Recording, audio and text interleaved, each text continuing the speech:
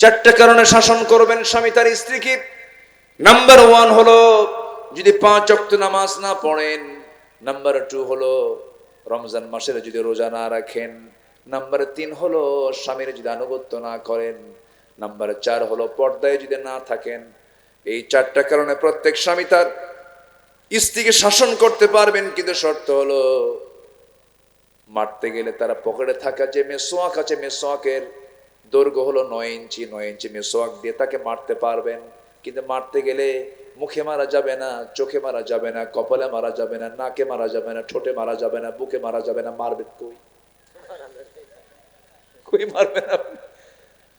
এখন 9 ইঞ্চি মেসোয়াক দিয়ে যদি কোনো স্বামী তার বউকে মারতে নেয়, ওই দৃশ্য যদি কেউ দেখে বলবে ওটা কি রাখবে না হাসবে? কেউ ওকে আদর করে না মারে? চান্সে ছিলেন, উপায় নাই। আমাদের মাদের কলেজে এখন পানি আসছে, হুজুর আপনি খুব ভালো।